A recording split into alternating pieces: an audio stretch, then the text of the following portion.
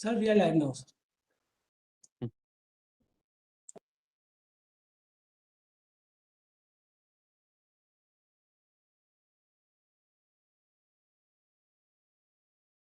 सभी बच्चों को नमस्कार, सभी पेरेंट्स को नमस्कार, सभी गुरुजनों को प्रणाम। आज हम फिर से विज्ञान पर चर्चा कार्यक्रम के अधिवेशन 28वें में उपस्थित हुए हैं। एक नए विषय पे, रोचक विषय पे, जो कि लगभग 2 साल से जिसकी वजह से हम लोग सफर भी कर रहे हैं और चीजें जान भी रहे हैं और सीखने का भी मौका मिला उसके वजह से कि क्या क्या नई चीजें हो सकती है, जो कि एक्चुअली स्पेशली कोरोना है। तो कोविड-19 से रिलेटेड आज हमारे साथ है डॉक्टर हेमचंद झा, जो आईआईटी इंदौर में ही हैं, और वो इसके बारे में काफ़ी चर्चा करेंगे, बताएंगे। उन्होंने एक्चुअली फील्ड पे भी काम किया और रिसर्च ओरिएंटेड भी उनका काफ़ी काम रहा है, तो वो चर्चा करेंगे। उसके पहले मैं आता हूं कि डॉक्टर झा के बारे में बताने से पहले मैं डॉक्टर रावण जी से रिक्वेस्ट करूंगा कि थोड़ा सा कुछ इसके बारे में परिचय दे, इस विज्ञान पर चर्चा के बारे में, और हमारे साथियों को जोड़े। और फिर उसके बाद हम डॉक्टर मृगनयन दुबे से रिक्वेस्ट करेंगे कि आप डॉक्टर झा के बारे में परिचय कराएं, जो कि हम ये प्रोग्राम आईआईटी इंदौर में राष्ट्र शिक्षा केंद्र की मदद से एक भारत श्रेष्ठ भारत और राष्ट्रीय आविष्कार अभियान के तहत हम कर रहे हैं। डॉक्टर रावण जी। साथियों नमस्कार, मैं डॉक्टर आरपी त्रिपाठी राष्ट्रीय शिक्षा केंद्र भोपाल की ओर से सभी साथियों का स्वागत कर रहा हूं। मैं स्वागत कर रहा हूं आईआईटी इंदौर की टीम का, जो नियमित रूप से हमारे इस कार्यक्रम में जुड़ रही है और हमारे प्रदेश के विद्यार्थियों के लिए बेहतर से बेहतर तरीके से कार्यक्रम ला रहे हैं। मैं जिसके प्रमुख नोडल अधिकारी डॉक्टर नीरज शुक्ला जी, आज हमारे बीच उपस्थित डॉक्टर मृगनयन दुबे जी, और आज के वक्ता डॉक्टर हेमंत झा साहब का मैं हेमंत चंद जी का मैं स्वागत कर रहा हूं। साथ में हमारे डाइट की जो फैकल्टी हमारे साथ में जुड़ी हुई है, हमारे APC academic, BRC, BSC, CAC, शिक्षक साथी और विद्यार्थी, इस प्रदेश के जो विद्यार्थी नियमित रूप से हमारे इस कार्यक्रम से जुड़ रहे हैं, शिक्षक जुड़ रहे हैं, मैं उन सबका स्वागत कर रहा हूं कि आपके बिना सहयोग के, आपके बिना उत्साह के हमारे कार्यक्रम सुचारू रूप से चला पाना बड़ा मुश्किल कार्य था। परंतु आप लोग जिस प्रकार से उत्साह कर पूर्वक इस कार्यक्रम में सहभागिता करते हैं, उससे हमारा जो उत्साह है दूना हो रहा है और नित्य प्रतिदिन हम लोग बेहतर प्रोग्राम आपके पास लेके आ रहे हैं। ये राष्ट्रीय आविष्कार अभियान के तहत ये कार्यक्रम संचालित किया जा रहा है। यह कार्यक्रम आईआईटी इंदौर के विशेषज्ञ हमारे लिए हिंदी में प्रोग्राम लेके आते हैं और इस कार्यक्रम में बहुत ही रोचक विषयों को लेकर के हमारे विद्यार्थियों, शिक्षकों को जानकारी दी जाती है। आज का विषय बहुत ही रोचक है। निश्चित ही हम आशा कर रहे हैं कि हमारे विद्यार्थी और शिक्षक इस कार्यक्रम में जुड़ेंगे, क्योंकि अभी नेक्स्ट के तैयारी के बाद खाली हुए हैं, तो वो इस कार्यक्रम में बेहतर तरीके से जुड़ सकेंगे। और जो विद्यार्थी कतिपय कारण से लाइव नहीं हो सकेंगे, वो बाद में भी आईआईटी इंदौर के यूट्यूब चैनल पर जाकर इस कार्यक्रम को कभी भी देख सकते हैं, सुन सकते हैं और समझ सकते हैं।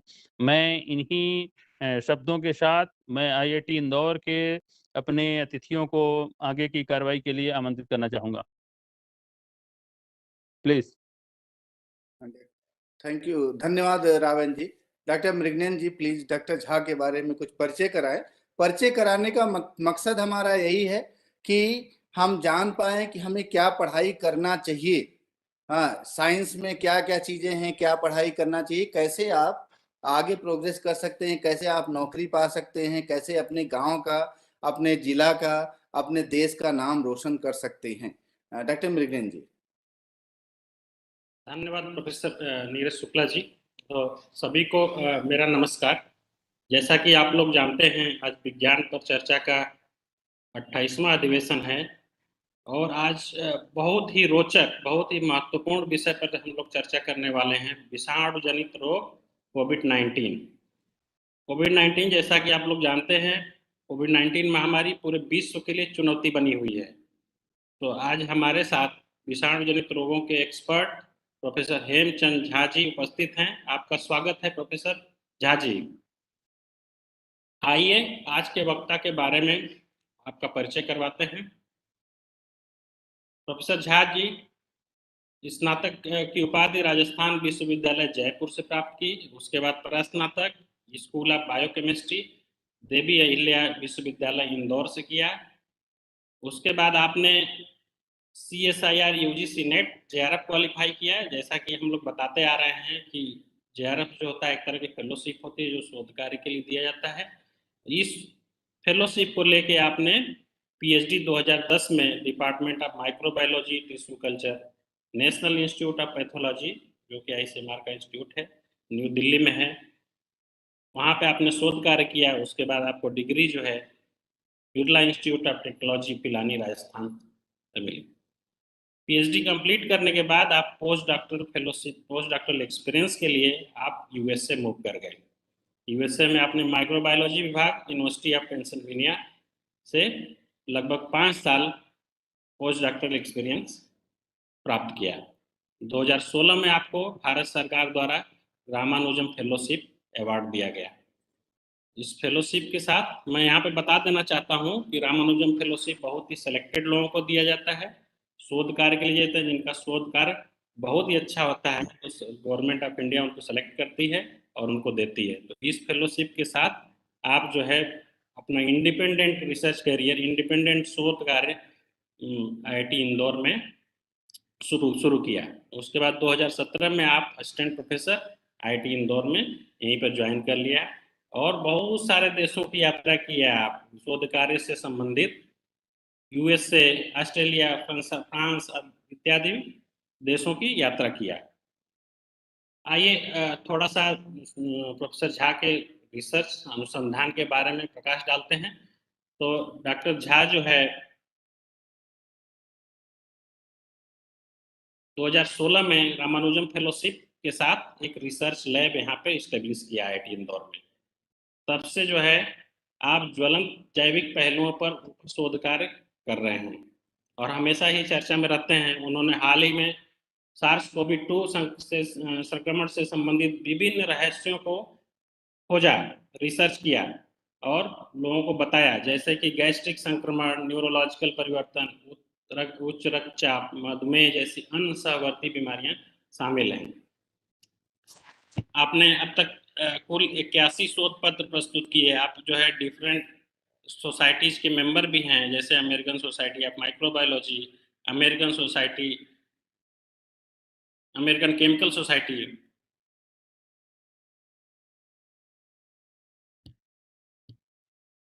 आपको बहुत सारा सम्मान और पुरस्कार भी प्राप्त हुआ है। लिस्ट बहुत लंबी है, मैं यहाँ पे दिखा नहीं पा रहा हूँ, लेकिन जो सेलेक्टेड हैं उसके बारे में बताना चाहूँगा।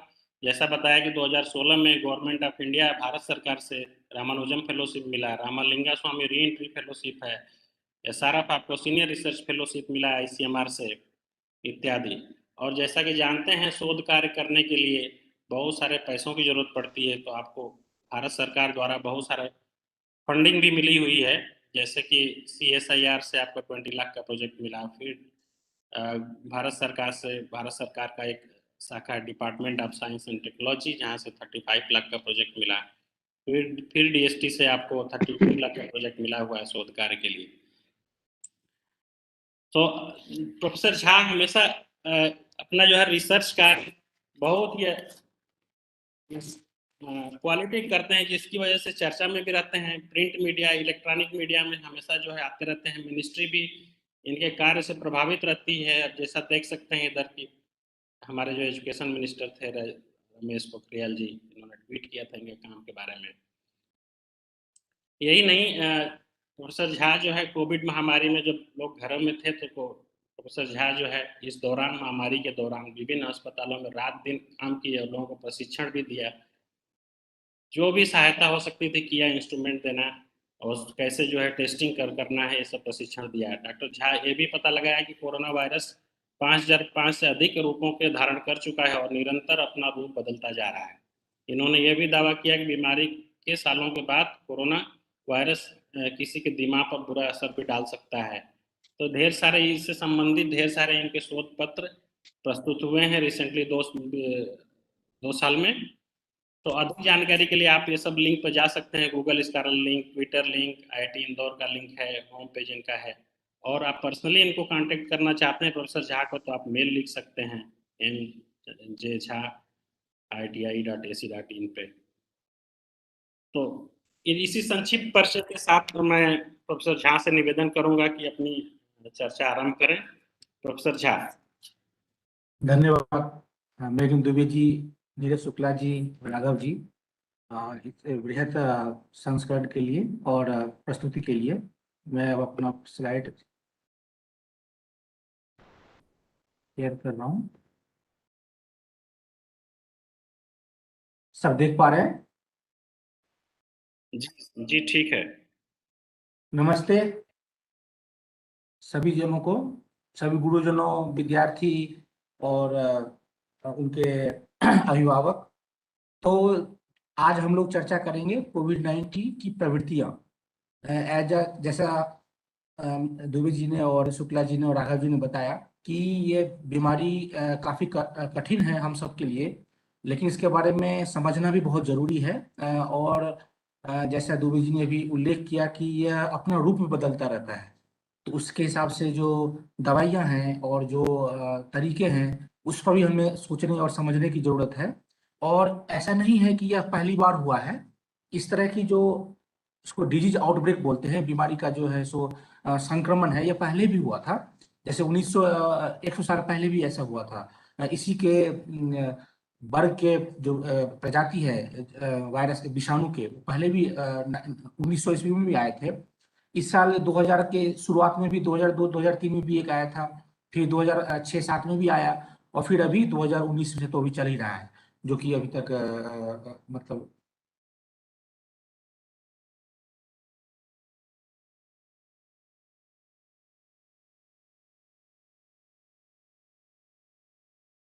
तो मैं इसमें जो कवर करने वाला हूँ सुलेट परिचय कोविड-19 का।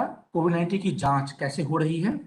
वैसे तो मोटा मोटी हम सबको पता है कि कोविड-19 की जांच कैसे की जाती है, बट थोड़ा सा हम उसमें विस्तार से जाएंगे। और हम जैसे कि दुबे जी ने भी उल्लेख किया कि एमजीएम यहाँ इंदौर में एक महाविद्यालय है, चिकित्सा महाविद्यालय। तो जब शुरुआत में ही कोविड-19 का पहला चरण शुरू हुआ था अप्रैल 2019 में, सॉरी अप्रैल 2020 में, और उस समय बहुत सारे जो नई नई किट हैं या जो नए नए तरीके हैं और उसका जो विश्लेषण है वो कैसे किया जाए, उसको लेके काफी उहापोह की स्थिति थी। और बहुत सारे जगह पे पूरे भारत में बहुत सारे लैब्स में डॉक्टर्स और रिसर्चर्स और जो प्राइवेट लैब्स हैं उन्होंने सबने मिल करके इसमें काफी योगदान दिया। और वो काफी एक कठिन दौर था जिसमें हम लोगों ने थोड़ा सा अपना दृष्टिकोण रखा और समझने में हमें भी आसानी हुई।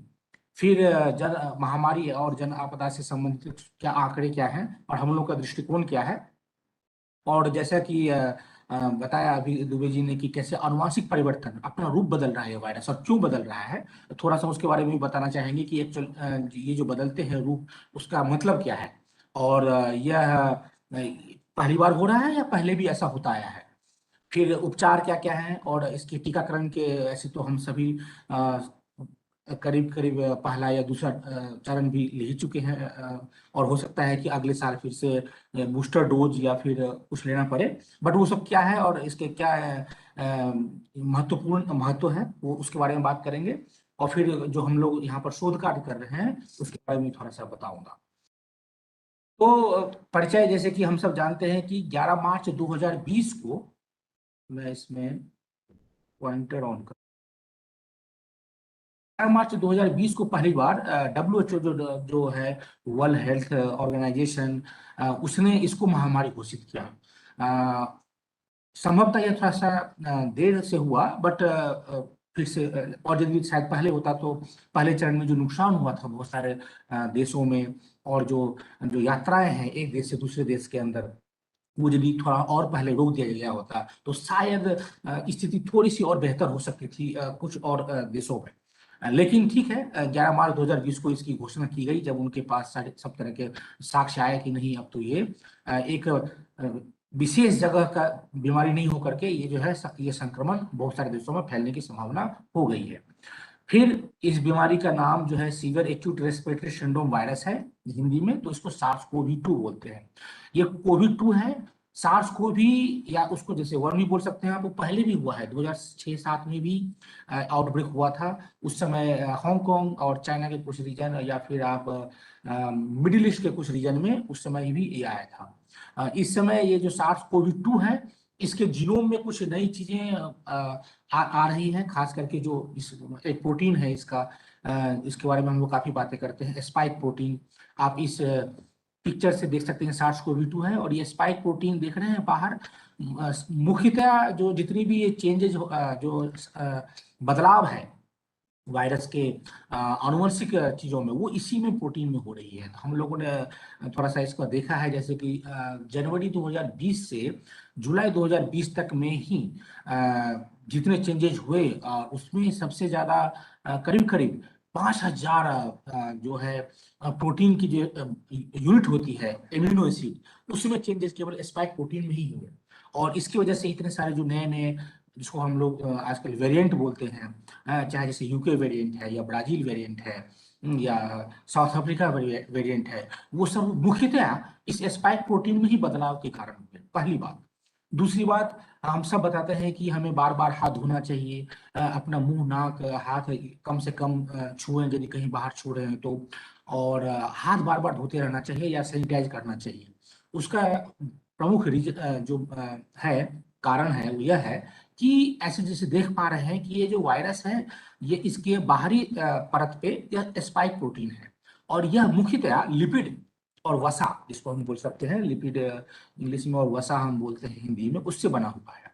और यह जो है, जब किसी डिटर्जेंट के या किसी इस तरह के एल्कोहली चीजों के संपर्क में जाएगा, तो वो डिफ्यूज हो जाएगा, और बेसिकली उसकी जो एक संरचना है वो कमजोर पड़ जाएगी, या आप बोल सकते हैं वो डिटोरिएट हो जाएगी। इससे क्या होगा, और चूंकि यही एक मुख्य मॉलिक्यूल है जो जाता है शरीर के अंदर, ह्यूमन मतलब हम मानव के शरीर के अंदर वायरस को अंदर प्रवेश करने में मदद करता है। तो यदि हमारे हाथ धोने से, या फिर हमारे साबुन और एल्कोहल युक्त जितने भी हमारे ये सैनिटाइजर हैं, उनको यूज करने से यह जो है वो निष्प्रभावी हो जाएगा स्पाइक प्रोटीन। और जब यह निष्प्रभावी हो जाएगा, तो इवन आप यदि संपर्क में भी आए हैं वायरस के, तो उसकी संभावना बहुत कम हो जाएगी आपके शरीर के अंदर जाने के, चाहे वो जैसे भी जाए, पहली बात। दूसरी बात, जैसा पाया गया है, मुख्यतः यह मुंह से और नीचे के द्वार से, ओरोफेरी बोलते हैं उसको, इस द्वार से जाता है। बट कुछ कुछ ऐसे भी रिपोर्ट्स हैं, क्लिनिकल रिपोर्ट्स हैं, कि यह कहीं कहीं पे, मतलब कुछ कुछ रिपोर्ट है कि आंखों से भी, या फिर कुछ और चीजों से भी, कुछ लोगों में यदि कहीं कटा फटा है, या फिर कहीं कुछ हमारा आउटर सरफेस, यदि जैसे शरीर के जो बाहर के अंग हैं, यदि कहीं से कुछ, यदि आपकी त्वचा कहीं से कटी वटी है, तो उस तरह से भी कहीं कुछ पैथोजन जो है अंदर चले जाते हैं। तो इसीलिए ये सब सारी क्रियाएं जो है कम हो जाती है यदि आप बार बार हाथ धोते रहते हैं, और या अपने हाथ को सैनिटाइज करते रहते हैं, पहली बात। दूसरी बात कि अभी आज तक इसमें ये जो डाटा है, ये 16 दिसंबर 2021 तक का है। 218 देश प्रभावित हुए हैं, और कुछ कुल बीमारी देखिए 25 करोड़ से अधिक है, इन्फेक्टेड लोगों की संख्या आज तक पहुंच चुकी है। और ये डेटा है जो कि आप समझ सकते हैं कि कभी कभी कुछ कुछ देशों में सभी के टेस्ट नहीं भी हुए होंगे। और हम सब जानते हैं दो तरीके के लोग हैं, एक जिनका पास सिम्टम्स होती है, सिम्टोमेटिक बोलते हैं, एक जिनके पास सिम्टम नहीं होती है, उनको एसिम्टोमेटिक बोलते हैं। ऐसा हो सकता है कि बहुत सारे ऐसे लोग होंगे, जैसे इंडिया में भी था कि एसिम्टोमेटिक लोग थे, और खासकर जो यंग लोग हैं, बच्चे हैं, उनमें इन्फेक्शन हुआ भी, लेकिन वो अपना प्रभाव नहीं दिखा पाया, क्योंकि वायरस की जो संख्या थी शरीर में, वो एक संख्या से कम थी, और वो उतनी ज्यादा नहीं थी, या फिर जो उनका उस समय का जो इम्यूनिटी था, अपना शरीर की जो ताकत होती है इन रोगाणुओं से, विषाणुओं से लड़ने की, वो काफी ज्यादा अच्छी थी। तो शायद जो ये विषाणु है वो उनके ऊपर प्रभावी नहीं हो पाया, इसलिए वो एसिम्प्टोमेटिक रह गए, और उनके अंदर लक्षण उत्पन्न नहीं हुआ। तो ये जो 25 करोड़ है, ये टेस्टेड डेटा है, इससे बहुत ज्यादा संख्या में हो सकता है कि ऐसा हुआ हो। तो ये आप समझ सकते हैं कि सिम्टोमेटिक वर्सेज एसिम्टोमेटिक जो आप पेपरों में, न्यूज़पेपर में और मीडिया में सुनते हैं, उसका रीजन क्या है। तो ऐसा नहीं है कि एसिम्टोमेटिक लोगों में इन्फेक्शन नहीं हुआ, हाँ उनको भी हुआ, लेकिन या तो उनका जो इन्फेक्शन था, जो विषाणु का जो संक्रमण था, उसकी संख्या कम थी, या फिर जैसे आजकल बहुत सारे वेरिएंट हैं, हो सकता है वो जो वेरिएंट जो उनको इन्फेक्ट किया था वो शायद उतना प्रभावी नहीं था, उतना आक्रामक नहीं था। और एक चीज और भी हो सकती है कि उनका अपना जो रोग प्रतिरोधक क्षमता है वो काफी प्रभावी है, और यह विषाणु उनको पार नहीं कर पाया, ऐसा हो सकता है। भारत में भी ये 3.4 करोड़ से अधिक भारतीय आंकड़ा पहुंच चुका है। मृत्यु भी 51 लाख, तो आप मान के चलिए कि डेटा है, गवर्नमेंट के पास है, सरकारों के पास है, तो अपेक्षित है इससे बहुत ज्यादा शायद हुआ होगा। और ये हम सब जानते हैं, हमने आसपास कम से कम जो दूसरा वेव था बहुत ही खराब भयावह था। हम सब के लिए जो हम इस पीढ़ी के हैं, हम सब ने ये देखा है कितना भयावह था वो 40 दिन 50 दिन अपने देश में, उसमें निकालना, एक एक दिन निकालना, घरों में, कॉलोनियों में, शहरों में, कितनी मुश्किल स्थिति थी, और हम सब उससे गुजर चुके हैं। तो यह हमें एक सीख प्रदान करता है कि हमें तैयार होना चाहिए, चाहे वो हमारे घर के लेवल पे हो, चाहे हमारे वो समाज के स्तर पे हो, चाहे हमारे वो हॉस्पिटल और सिटी के लेवल पे हो, चाहे हमारे देश के लेवल पे हो, चाहे वो शिक्षा के माध्यम से हो, चाहे वो है चिकित्सा के माध्यम से हो। हमें इन सब चीजों के लिए तैयार रहना होगा, नहीं तो इस तरह के जो भयावह स्थिति है वो कभी भी उत्पन्न हो सकती है। क्योंकि यह ऐसा नहीं कि पहली बार हुआ है, पहले भी इस तरह के जो है महामारियां आई हैं। चाहे आप सुन सकते हैं अपने कुछ बुजुर्गों से, या अपने जो भी आपके आप किताबों में या गूगल पे या फिर आप इंटरनेट पे भी देख सकते हैं। प्लेग का था, पूरे देश में नहीं था, कुछ एक जगहों पे था, पर इस तरह से था। या फिर चेचक का था, जिसको स्मॉल पॉक्स बोलते हैं, या प्लेग में भी ऐसे ही होता है। तो इस तरह की चीजें पहले भी हुई है, बट इस बार तो ये बहुत ही भयावह रूप ले लिया था इसने। पर हम जाते हैं कोविड-19 के लक्षण एवं फैलने के माध्यम। सब सुन पा रहे हैं? तो लक्षण जो है जो पहला चरण था ये सब उसका है। बहुत सारी चीजें आई है जो हम थोड़ा सा बताऊंगा। नॉर्मली जो था ये कफ, ज्वर जिसको भी कहते हैं, सांस लेने में दिक्कत, कान मांसपेशियों में दर्द, गले में पीड़ा, पेट दर्द, दस्त, स्वाद व गंध न आना। बट यह सारे लक्षण एक ही व्यक्ति में हो, ये तो जरूरी नहीं है। और अलग अलग व्यक्तियों में अलग अलग तरह के लक्षण भी हुए हैं। कुछ लोगों को ये लक्षण बाद में भी हुए हैं, जैसे स्वाद गंध का न आना। हो सकता है आपको संक्रमण पहले हो गया हो, और ये जो तरीका है, लक्षण है, वो बाद में आया हो। तो ये सब काफी विविधताएं हैं इसमें। दूसरी बात है, जो दूसरा चरण था उसमें हम लोग थोड़ा सा अपने स्तर पे तैयार भी थे। जैसे कुछ लोग काढ़ा ले रहे थे, या कुछ घरेलू उपचार की पद्धतियां थी जिसमें आप नाक या गले को बार बार साफ कर पा रहे थे। तो हो सकता है उस केसेस में ऐसा हुआ कि जो जब हम आरटीपीसीआर टेस्ट जो काफी था, और एंटीबॉडी टेस्ट, खासकर आरटीपीसीआर टेस्ट जब नाकों से या मुंह से ले रहे थे तो वो नेगेटिव हो रहा था, क्योंकि उसमें आप जो है सो काफी काढ़ा या फिर स्टीम या कुछ इस तरह की चीजें ले रहे थे, जिससे कि शायद उतना प्रभावी नहीं था। लेकिन फिर ऐसे काफी सारे लोगों के पेट खराब था, उनके पेट से संक्रमण फैल रहा था। तो बेसिकली गया तो था शायद वायरस ऊपर से या फिर उधर से भी, लेकिन उसको जगह पेट में मिली, और फिर उसने पेट से इसको बढ़ाना शुरू कर दिया। हम उस पर भी बातें करेंगे कि ये पेट में कैसे जा सकता है, और पेट के माध्यम से दूसरे दूसरे और अंगों में कैसे फैल सकता है, उसके बारे में भी हम थोड़ा सा विस्तार से चर्चा करेंगे। और फैलने के जो माध्यम है संक्रमित व्यक्ति के आने के संपर्क से तो है, बट इसमें भी मैं बताना चाहूंगा कि ये एक तरीके का सबके लिए एक समान नहीं हो पाएगा। ये जैसे कि अभी हम यहाँ 3 लोग हैं, और मेरे अंदर वायरस की संख्या बहुत ज्यादा है, और यदि मेरे पास कोई 5 मिनट के लिए बैठा है, या बहुत ही क्लोज दूरी, बहुत ही पास में है, और कोई दूसरा पर्सन है जो भी कोविड-19 से ग्रसित है, लेकिन उसके अंदर जो वायरस है और विषाणु है वो कम संख्या में है, तो वो भी एक फैक्टर हो सकता है फैलाने में। ऐसा तो जितना ज्यादा आपके अंदर वायरस होगा, जो निकलेगी बातचीत से, खांसने से, छींकने से, या जो भी आप कर रहे हैं, वो संख्या भी उतनी ज्यादा होगी, पहली बात। दूसरी बात, कुछ ऐसा शोध कार्यों से पता चल रहा है, जबकि वो अभी भी कार्यरत है, उसको पूरा डेफिनेटली तो हम नहीं बता सकते, लेकिन ऐसा एक्सपेक्टेड और अनुमान लगाया जा रहा है कि संभवतया जो लोग इन्फेक्ट हो रहे थे, जो लोग संक्रमित हो रहे थे, शुरू का 7 से 10 दिन का विंडो बहुत प्रभावी था।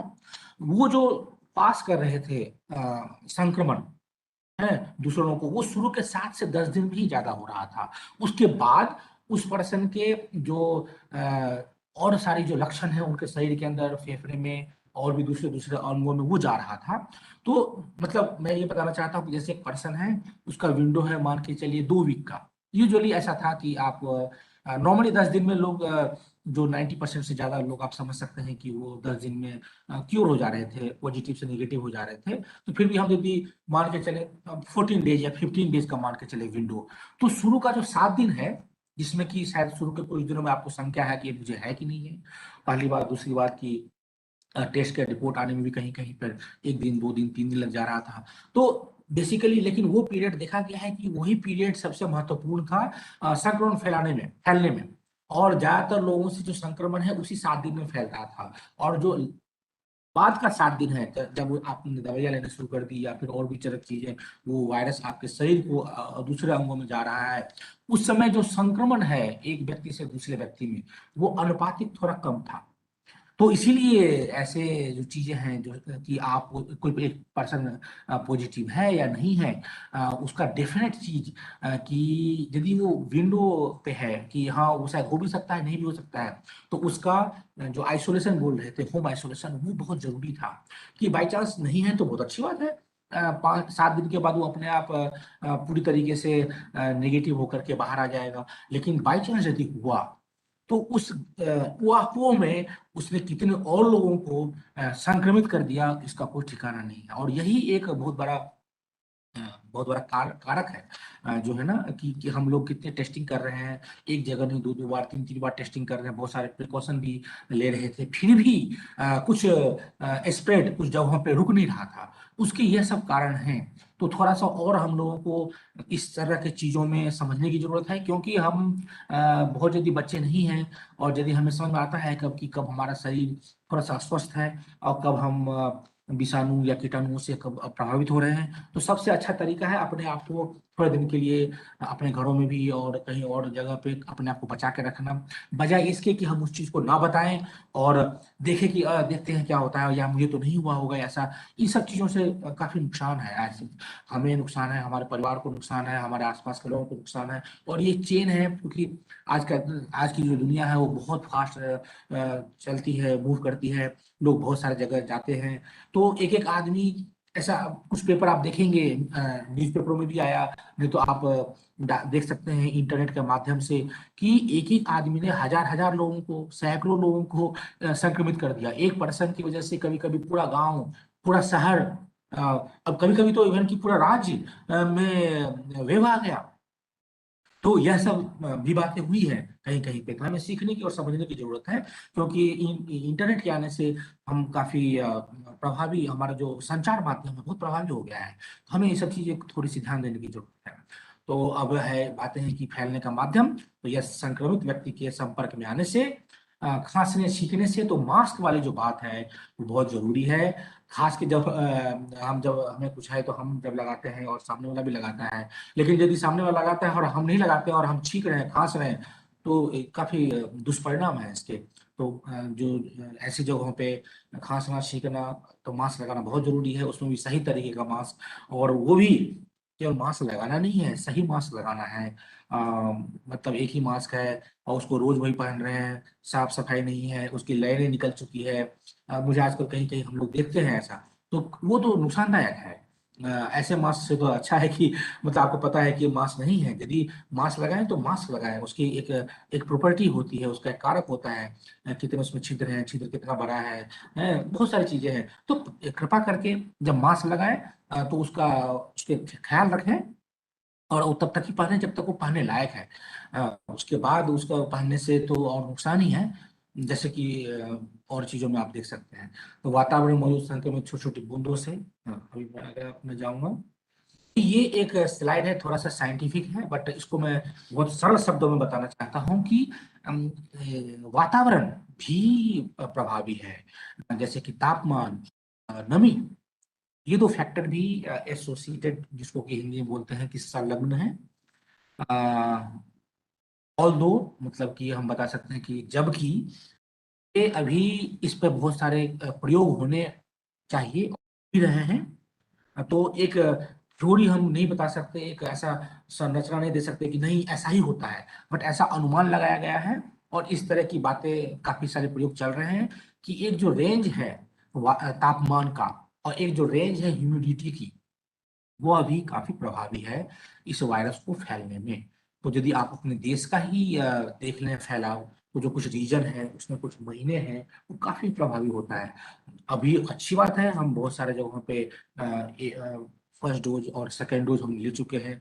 जरूर ये है कि जो जो एंटीबॉडी है उसके इस विषाणु के खिलाफ, वो हम सब में अलग अलग है, किसी में ज्यादा है किसी में कम है, और लेकिन सब में है, कुछ ना कुछ तो सब में होगा ही।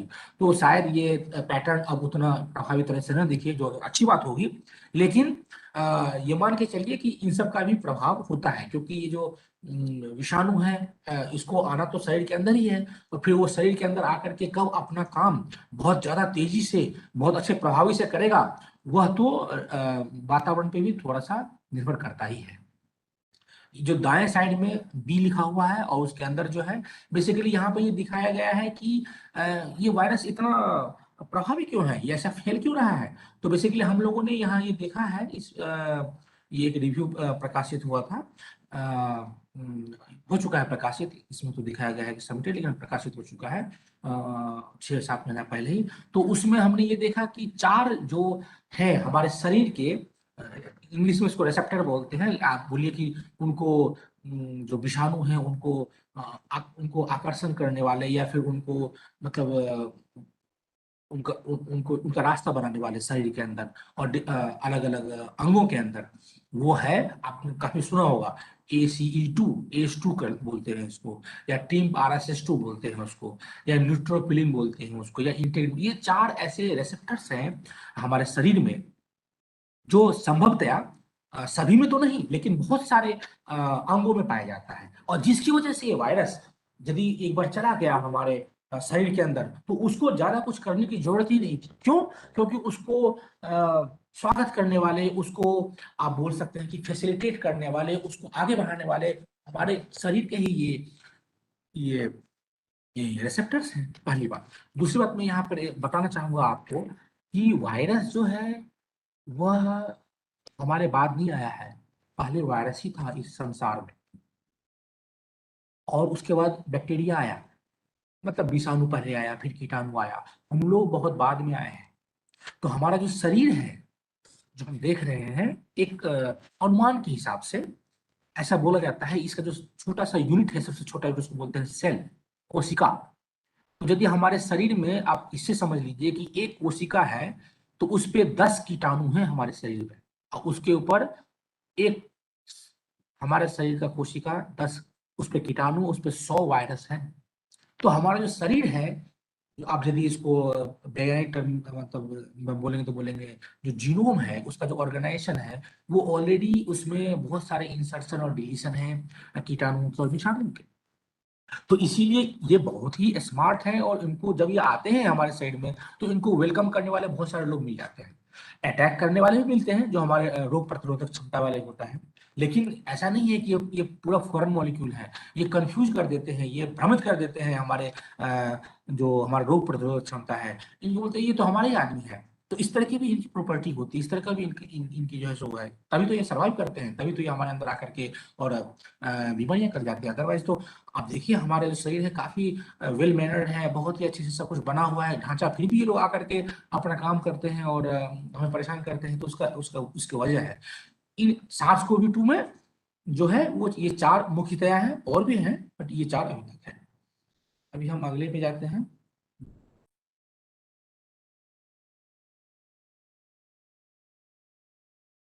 तो आप यदि देखेंगे तो संक्रमित कण जो है, जिसको कि आप पोर्स भी बोल सकते हैं, आउटडोर वायरस लेटेंट पार्टिकल है, वो बेसिकली एरोसोल में फैल जाता है। कहते हैं लोग पहले की और खांसा और छींका, तो बाद यदि आप वहां से गुजरते या आपके अंदर वो आ सकता है। तो इस तरह की बातें भी थी। फिर दूषित जल है, अभी कुछ स्टडी जैसी चल रही है, जैसे कि ऐसा था, और हम मानते हैं कि ऐसा होगा भी कि गए आप, कोई हॉस्पिटल गया और वहां से आप पीसीआर नेगेटिव हो गए, मतलब आपके गले में और आपके नाक में और मुंह में अब विषाणु नहीं मिल रहा है, लेकिन उसके बाद अगले 7 दिन तक ऐसा हुआ, ऐसा पाया गया कि वायरस आपके मल के द्वारा या आपके मूत्र के द्वारा थोड़ा सा विसर्जित हो रहा था। तो लोग बोल रहे थे पहले कि जब आप के घर में कोई ऐसा व्यक्ति जो कि संक्रमित था वो आ रहा है, उसके बाद आप थोड़ा ध्यान रखिए, और उसके जो वो जो यूज कर रहा है, वॉशरूम या बाथरूम यूज कर रहा है, उस पर थोड़ा सा ज्यादा ध्यान रखिए और उसको साफ सफाई अच्छे से रखिए, नहीं तो वहां से भी और किसी को हो सकता है। और अभी तो ये बात होगी घर की, लेकिन आप ये मानिए कि ये सारा चीज कहाँ जाता है, सीवेज वाटर में, है ना, और नाले में जाता है, मतलब बहुत सारी चीजें हैं, हर शहर की गांव की सब अलग अलग व्यवस्थाएं हैं। तो अब क्या हुआ, अब ऐसे देशों में भी और विदेशों में भी ऐसी खोज हुई है जिसमें पता चला है कि वो जो सीवेज वाटर है उसमें वायरस पाया गया है। जरूर पाया जाएगा। और वो जो सीवेज वाटर है, अब आप देख लीजिए, यदि उसको सही तरीके से यूज नहीं करेंगे तो फिर से क्या हमारे साइकिल में आ जाएगा। और यदि हम उसका यूज अपने फसलों में करेंगे, या फिर जो भी है, यदि वो ग्राउंड वाटर में मिल गया, पीने के पानी मिल गया, तो इस तरह की प्रॉब्लम्स भी आगे आती हैं। हमें वो भी ध्यान देने की थोड़ी जरूरत है। क्योंकि पहले से भी आप यदि जानेंगे तो कुछ वायरस, सारे तो नहीं, लेकिन कुछ जैसे कि पहले महामारियां होती थी, बाढ़ वाढ़ में बहुत सारे मवेशी और लोग यदि मर जाते थे, सड़ जाते थे, तो उससे जो वायरस या कीटाणु होता था वो ग्राउंड वाटर में और पीने के पानी में चला जाता था, हमारे जलाशयों में चला जाता था, उसी से जो एक बोलते हैं इंटर वायरसेस और इस तरह की आंत्र शोथ की जो बीमारियां होती है वो होती थी। तो उस तरह की भी कुछ संभावना है। इसीलिए केवल नाक में, कान में, मुंह में और फेफड़े में यदि वायरस नेगेटिव हो गया, इसका मतलब यह नहीं है कि हमारे शरीर से पूरी तरीके से चला गया है। एटलीस्ट उसको 5 से 7 दिन तक और मॉनिटर करने की जरूरत है और ध्यान देने की जरूरत है। और फिर ये केवल हमारा घर या हम नहीं, भाई यदि पर्यावरण में जा रहा है तो कहीं ना कहीं हम आप सब भी फिर से प्रभावित हो जाएंगे, तो उसको भी ध्यान देने की थोड़ी सी जरूरत है।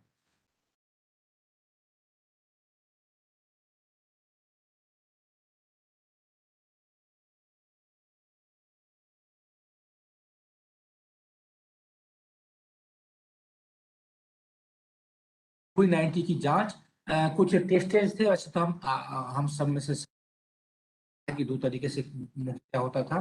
तो जैसे कि यहाँ लिखा हुआ है real time reverse transcriptase PCR, तो आई थिंक आरटीपीसीआर टेस्ट तो आप सबने सुना ही होगा और देखा भी होगा ज्यादातर लोगों ने। तो ये एक है तरीका जो कि अभी भी हमारे देश में और विदेशों में यूज किया जाता है, जिसे गले से नमूना लिया जाता है, कभी कभी मुंह के उस पार्ट से भी ले सकते हैं आप। इसमें वस्तुतः जो विषाणु है उसका जो आनुवंशिक पदार्थ है उसको चेक किया जाता है। चूंकि एक आरएनए वायरस है, तो उससे आरएनए निकालते हैं और फिर उससे उसके जो जीन है, उसकी जो मुख्य मुख्य मुख्य जीन है उसको देखा जाता है। फिर और भी कुछ कुछ इस तरह के दूसरे दूसरे तरीके हैं, बट मुझे लगता है कि आप लोगों को उसमें बहुत ज्यादा परेशानी होने की जरूरत नहीं है। बट ये मुख्यतः समझिए कि एक तरीका है जो कि मोलिकुलर डायग्नोस्टिक जिसको बोल सकते हैं, उसमें रियल टाइम पीसीआर होता है। और भी अलग अलग तरीके हैं जिससे कि इस तरह के जो है जांच किया जा सकता है और करते हैं, और आगे और इसका अच्छा रूप और संस्करण आप बोल सकते हैं, बेटर वर्जन आएगा। सीरोलॉजिकल टेस्ट बोलते हैं इसको, अलग तरीके से आपका खून ले लिया, उसका एंटीबॉडी जो है ना, उसका जांच किया, तो उसका भी आप देख लीजिए कि, और इवन की आप जानते हैं एक्सरे से सीटी स्कैन करते हैं, उससे जो छाती के अंदर जो फेफड़े के अंदर में आपका जीजीओ ग्राउंड ग्लास ओपेसिटी, बेसिकली जो वायरस सफेद तरह का जो उसका जो संरचना है है, उससे पता लगा रहे थे। और जब शुरू में नहीं था ये रियल टाइम पीसीआर से सब कुछ पता लगाना, तो डॉक्टर्स सीटी स्कैन से पता लगा रहे थे। और आज के डेट में भी कभी कभी यदि आपको सिम्टम आ रहे हैं और यदि आप रियल टाइम पीसीआर से नेगेटिव हैं, तो डॉक्टर सिंपली सीटी स्कैन करते हैं और यदि कोविड निमोनिया है जिसको बोल सकते हैं आप, ग्राउंड ग्लास ओपेसिटी है, उसको देख करके पता लगा लेते हैं हाँ ये तो कोविड-19। और ऐसा हुआ है, एटलीस्ट जो सेकेंड वेव हुआ था जिसमें ऐसा वस्तुतः कुछ नए म्यूटेशन की वजह से पकड़ में नहीं आ रहा था SARS-CoV-2 या फिर कुछ और वजह होगी, तो ऐसे लेकिन उनके अंदर जो है बहुत ज्यादा सिवियरिटी हो गई थी बहुत सारे लोगों के अंदर। तो फिर उस केस में सभी लोग सीटी स्कैन से पता लगा रहे थे कि या वस्तुतः में SARS-CoV-2 ही है कि नहीं। तो इस तरह से आप एलाइजा टेस्ट कर सकते हैं। यह एक उपकरण है जो कि बायोलॉजिकल लैबों में यूज किया जाता है, मेडिकल लैब्स में यूज किया जाता है, और यह चेस्ट सीटी और सीटी स्कैन कर सकते हैं। तो यह है इसका। अब आता है कोविड-19 की जांच में आने वाली चुनौतियां, महत्वपूर्ण। मैं थोड़ा सा इस पर बताना चाहूंगा कि दृष्टिकोण की क्यों इतनी वो आपको हो रही थी कि आप एक लैब में जा रहे थे, कभी कभी उसमें हो रहा था ये पॉजिटिव है, दूसरे लैब में जा रहे थे बोल रहे थे तो निगेटिव है, और फिर तीसरे लैब में जा रहे थे तो पता चल रहा था। तो इस तरह की चीजें जो हो रही थी ये हर समय प्रॉब्लम थी कुछ। तो ये क्या प्रॉब्लम क्या थी, क्या थी प्रॉब्लम, तो उसको समझने की जरूरत है थोड़ी सी, और उस पर कुछ काम करने की जरूरत थी। तो थोड़ी और ये प्रॉब्लम कम हो सकती है। जैसे जांच के नमूनों का सही रूप से संग्रहण, ये एक बहुत बड़ी बात है। क्योंकि आप मुझे नहीं पता आप में से कितने लोगों ने सैंपल दिया होगा, लेकिन यदि आपने दिया है अलग अलग जगहों पे तो आप देखेंगे पर्सन टू पर्सन वेरी करता है कि वो कैसे सैंपल ले रहे हैं। तो अब उसमें ये भी है, अब जैसे बाई चांस की मैंने अपना सैंपल देने गया, उससे पहले मैंने अच्छे से कराड़ा वराड़ा कर लिया, और बहुत मतलब ऐसा नहीं है कि इसे नहीं आएगा, लेकिन यदि बहुत कम है मात्रा में, बहुत कम वायरस है, एकदम शुरू का ही है, और पर्सन ने जिसने आपसे लिया और उसने बहुत अच्छे से उन जगहों से नहीं लिया, तो ऐसा हो ही सकता है कि बॉर्डर लाइन पर आए, हाँ, या फिर अच्छे से कलेक्ट नहीं हुआ। बहुत सारी चीजें हैं, जब आप जाएंगे 2-3 जगह तो आप अपने आप देखेंगे कि जो सैंपल लेना है एक ये कला है, और ये बहुत जरूरी है, और इसको अच्छे से लेना और वैसे हमारे देश में लिया गया है, पर फिर भी ये एक जरूरी चीज है, पहली बात। दूसरी बात कि उसको रख रखाव, क्योंकि ये एक जैविक मॉलिक्यूल है, आरएनए उससे आप निकालेंगे, तो उसका सैंपल को यदि बहुत दिन तक बाई चांस कहीं पे बाहर रह गया, या फिर उसको सही से देखा नहीं गया, या सही से उसको निकाला नहीं गया, उससे जो सैंपल है उससे आरएनए निकालना है, वो यदि गलती से वो नहीं निकला सही से, तो आप वैसे भी यदि पॉजिटिव भी है तो नेगेटिव हो जाएंगे, क्योंकि आपका सैंपल जो है जहाँ टेस्ट होगा आरटीपीसीआर, उसमें यदि आरएनए की क्वालिटी, यदि उसकी गुणवत्ता अच्छी नहीं होगी तो वो एम्पलीफाई नहीं करेगा। वायरस जो विषाणु का जो जो जीन है, जिसको कि देखना चाहते हैं कि ये बढ़ा है कि नहीं बढ़ा है, या एम्पलीफाई हुआ है कि नहीं हुआ है, वो होगा ही नहीं। हाँ, तो इसीलिए सैंपल का कलेक्शन और फिर उसका सही जगह लैब में पहुंचना, सही तरीके से, सही टेम्परेचर पे, सही तापमान पे, और उसको सही तरीके से निकालना, उसका जैविक जो आरएनए है वो बहुत जरूरी है। तभी आप को उसके उसके बारे में पता चल पाएगा कि सही तरीके से, पहली बात। दूसरी बात, जब आप रियल टाइम पीसीआर आरटीपीसीआर लगाते हैं तो उसमें कौन सा किट यूज किया, मतलब उसको जांच करने के लिए, तो पहले वे में बड़ी दिक्कत थी, बट काफी गवर्नमेंट ऑफ इंडिया ने, आईसीएमआर ने बहुत ही दिन रात मेहनत करके काफी कुछ पता लगाने की कोशिश की, और हुआ भी। अभी तो बहुत सारे मार्केट में अलग अलग टाइप के हैं, लेकिन एक बार फिर से मैं बताना चाहूंगा कि जो विषाणु है सॉरी, हम सभी जानते हैं कि सारे जीन्स हमेशा एक्सप्रेस नहीं करते हैं, और कुछ जीन अर्ली इन्फेक्शन में एक्सप्रेस कर सकते हैं, कुछ जीन बाद के इन्फेक्शन में एक्सप्रेस कर सकते हैं, और कुछ जीन हमेशा भी एक्सप्रेस कर सकते हैं। तो इसीलिए ऐसा नहीं है कि आपके मन में जो आया आपने वो जीन लिया और उसको एम्पलीफाई कर लिया और फिर बताया कि हाँ ये तो पॉजिटिव है नेगेटिव है। आपको पहले ये देखना होगा, ये देखना चाहिए कि ये जो जीन हम ले रहे हैं एम्पलीफाई करने के लिए रियल टाइम पीसीआर में, यह एम्पलीफाई इस लेवल पे होता है कि नहीं होता है। क्योंकि वायरस आते ही सारे जीन एक्सप्रेस कर ले, मैं केवल वायरस सार्स कोवी 2 की नहीं बात कर रहा हूँ, सारे पैथोजेन्स की बात कर रहा हूँ, उन सब का मैं है कि कुछ जीन्स, तो ये भी एक देखने का महत्वपूर्ण कारण होता है, पहली बात। तो इस तरह की बातें हैं। फिर है कि कोविड-19 मरीजों में गंभीर निमोनिया वाले रोगियों की सही देखभाल। तो अब जैसे कि कुछ लोगों में है कि शायद इनमें हो सकता है, कुछ लोगों में है कि हाँ इनमें तो सिम्टम तो आ ही गया है, लेकिन रिपोर्ट 3 दिन बाद आएगा। तो भाई आपको प्रिकॉशन उस हिसाब से लेना होगा कि जिनमें ऑलरेडी कुछ कुछ सिम्टम्स आ रहे हैं और रिपोर्ट लेकिन नहीं आया है अभी, तो भी आपको ऐसा मान के नहीं चलना है कि हाँ जब रिपोर्ट आएगा फिर से मैं प्रिकॉशन लूंगा या लूंगी या फिर मैं जाऊंगा आइसोलेट होने के लिए। नहीं, आपको ये सब चीजें क्योंकि जब तक आपका 2 या 3 दिन में इवन कि एक दिन में भी आएगा और आपने मिल लिए 5, 7, 10 लोगों से और वो फिर और 5, 7, 10 लोगों से मिल लिए तो देखिए कितने लोगों में फैल गया। तो ये सब चीजें काफी नुकसानदायक है, पहली बात। दूसरी बात की ऐसे बहुत सारे लोग हैं जो हम लोग बात करेंगे आगे कि जो कि पहले से ही उनमें कुछ कुछ समस्याएं थी जिसको कोमोर्बिडिटी बोलते हैं। तो जैसे किसी में उच्च रक्तचाप है, किसी में मधुमेह है, अब इनकी सेकेंड वे में तो जो ओबेस लोग हैं मतलब जो मोटे लोग हैं, खास कर जो एब्डोमिनल ओबेसिटी है वो बहुत ही दुष्परिणाम हुए हैं उसके उन लोगों में। तो इस तरह की जो चीजें हैं उनको यदि इन्फेक्शन हो गया तो उनमें बहुत मुश्किल है। अननेसेसरी के उनमें जो कॉम्प्लिकेशंस है, जो गंभीर समस्या है उनमें थोड़ी ज्यादा थी और इस तरह की भी चीजें हैं। फिर अब आते हैं जांच का तरीका। तो जांच का तरीका भी जैसे कि बताया कि कौन सा प्राइमर यूज करना है, कौन सा प्राइमर यूज नहीं करना है, जो आरएनए आइसोलेशन है उसमें भी कौन सा किट यूज करना है, ये सब बहुत सारी चीजें हैं। तो और कैसे उसको रखना है, कहाँ रखना है, इस पर भी ध्यान देने की जरूरत है। फिर जांच के बाद, अब जांच के बाद के परिणाम की विवेचना तो मैं कहूँगा कि बहुत ही इम्पोर्टेंट है। और क्योंकि मैं इसमें बहुत ज़्यादा बताना नहीं चाहता हूँ, बट आप जब देखिए बाएं साइड में ये है। अच्छा मैं हाँ यहाँ पर आप देख पा रहे हैं तो ये है बेसिकली, इससे पता चलता है सीटी वैल्यू कहाँ पे आया है। और ये देखे होंगे जैसे छोटा लिखा हुआ है ये है थ्रेशोल्ड। तो बेसिकली ये जो जीन है बेसिकली इन सैंपलों में यहाँ पे डिटेक्ट हो गया और इन सैंपलों में यहाँ पे डिटेक्ट हुआ। तो यदि सीटी वैल्यू देखेंगे तो इन सैंपलों का इतना आएगा ये यहाँ पे और इन सैंपलों का इतना आएगा। तो बेसिकली ये जो है सैंपल्स जो भी नंबर ये होंगे ये पहले एक्सप्रेस करके इनमें संख्या ज्यादा थी और इनमें जो है धीरे धीरे कम थी, ऐसा था। तो अब एक उदाहरण जैसे मैं देना चाहता हूँ कि 40 है टोटल ये सीटी नंबर्स। उसमें यदि हमने कट ऑफ कर रखा कि 35 पे आने पे आप पॉजिटिव हैं, 35 से ऊपर यदि 36, 37, 38, 39, 40 हो आप नेगेटिव हैं। लेकिन ये सब जो उपकरण है, ये सब जो जांच है काफी सेंसिटिव है। हम लोग जो अपने प्रयोगशाला में भी काम करते हैं ये सब काम हम लोग ट्रिप्लिकेट में करते हैं। जैसे एक ही सैंपल को 3 वेल में डालते हैं और कभी भी एक बार के परिणाम से संतुष्ट कोई नहीं होता है और नहीं कर सकते रिपोर्ट। तो हम लोगों को कम से कम उसको 2 बार 3 बार करना होता है।